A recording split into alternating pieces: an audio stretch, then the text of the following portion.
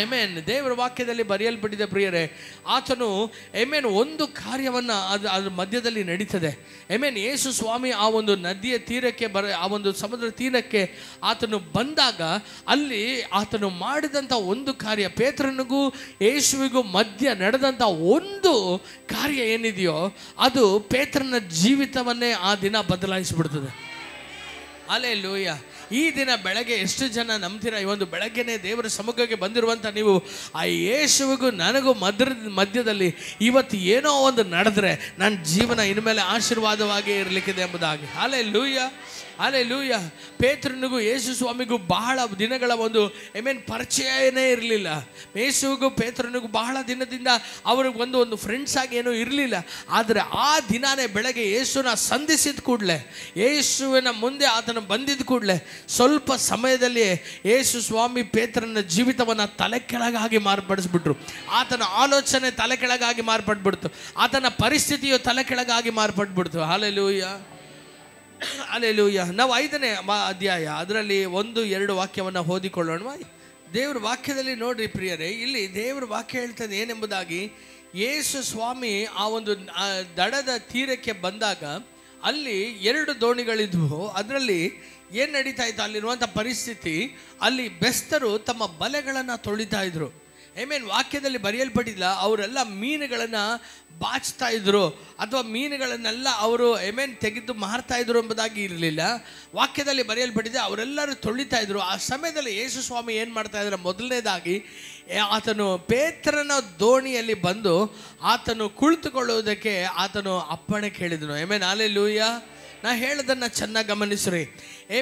ಈ ಒಂದು ಪರಿಸ್ಥಿತಿಗೂ ಏನು ಇಲ್ಲದೆ ಬೆರಿಗೈಯಲ್ಲಿ ನಿಂತಿರುವಂಥ ನಿರಾಶೆಯ ಒಂದು ಜೀವನಕ್ಕೂ ಬಲೆ ತುಂಬ ಮೀನುಗಳನ್ನು ತುಂಬಿಸ್ಕೊಂಡು ಅದನ್ನು ಎಳಿದಕ್ಕಾಗದೆ ಬೇರೆ ಒಂದು ದೋಣಿಗಳನ್ನೆಲ್ಲ ಕರೆಸಿ ಅಷ್ಟೊಂದು ಆಶೀರ್ವಾದವನ್ನು ಕಾಣುವುದಕ್ಕೆ ಮಧ್ಯ ಇದ್ದಂಥ ಒಂದೇ ಒಂದು ಸಣ್ಣ ಲೈನ್ ಏನು ಗೊತ್ತಾ, ಅವನು ಯೇಸು ಸ್ವಾಮಿಯ ಸ್ವರವನ್ನು ಆತ ಕೇಳಿದನು. ಹಲ್ಲೆಲೂಯಾ. ಎಷ್ಟು ಜನ ಹೇಳ್ತೀರಾ, ನನ್ನ ಜೀವಿತದಲ್ಲಿ ಯೇಸು ಸ್ವಾಮಿ ಮಾತನಾಡುವುದಾದರೆ, ನಾನು ಯೇಸುವಿನ ಸ್ವರವನ್ನು ಕೇಳುವುದಾದರೆ ನನ್ನ ಪರಿಸ್ಥಿತಿ ಹೀಗೆ ಇರುವುದೇ ಇಲ್ಲ. ಹಲ್ಲೆಲೂಯಾ. ನನ್ನ ಪ್ರೀತಿಯ ದೇವಜನರ, ಈ ಒಂದು ಬೆಳಗಿನ ಸಮಯದಲ್ಲಿ ಏನೋ ವಾಕ್ಯವನ್ನು ಕೇಳಬೇಕೆಂಬುದಾಗಿ ಕೇಳಿದೆ.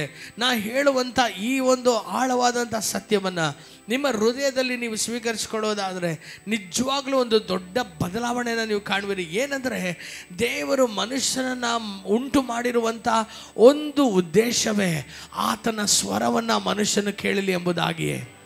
ಈ ದಿನ ನಾವು ಆತ್ಮಿಕ ಜೀವನವನ್ನು ಜೀವಿಸ್ತಾ ಇದ್ದೇವೆ. ಈ ದಿನ ನಾವು ಪ್ರಾರ್ಥನೆ ಮಾಡ್ತೇವೆ. ಈ ದಿನ ನಾವು ಹಾಡಾಡಿ ಆರಾಧನೆ ಮಾಡ್ತೇವೆ. ಈ ದಿನ ನಾವು ಸಭೆಗೆ ಬರ್ತೇವೆ. ಈ ದಿನ ನಾವು ದೇವರ ಬಗ್ಗೆ ಸಾರ್ತೇವೆ. ಆದರೆ ಇದು ಎಲ್ಲದಕ್ಕಿಂತಲೂ ಮುಖ್ಯವಾದಂಥ ಒಂದು ಆಸೆ ದೇವರಿಗೆ ಏನು ಗೊತ್ತಾ, ಆತನ ಜನರೊಂದಿಗೆ ಮಾತನಾಡಬೇಕೆಂಬುದಕ್ಕಾಗಿಯೇ. ಹಲ್ಲೆಲೂಯಾ. ದೇವರು ಆದಾಮನನ್ನು ಉಂಟು ಮಾಡಿದಂಥ ಆ ಒಂದು ಉದ್ದೇಶವನ್ನು ನೋಡ್ರಿ.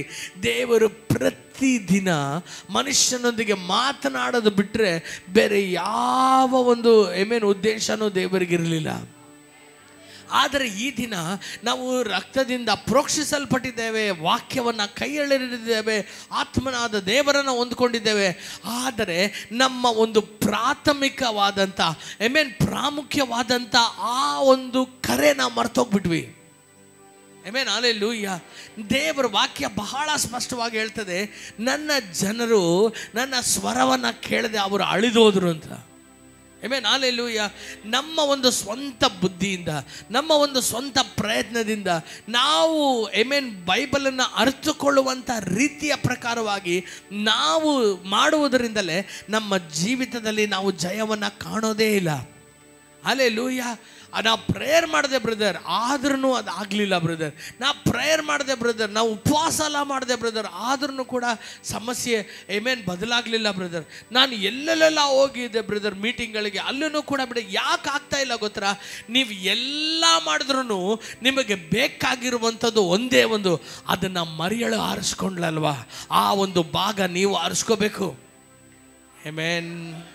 ನಾ ಹೇಳೋದು ಅರ್ಥ ಆಗ್ತಾ ಇದೆ ಅಲ್ವಾ?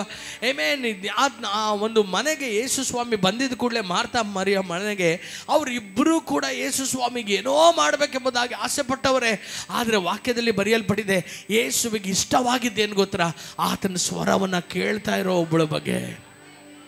ಹಲ್ಲೆಲೂಯಾ.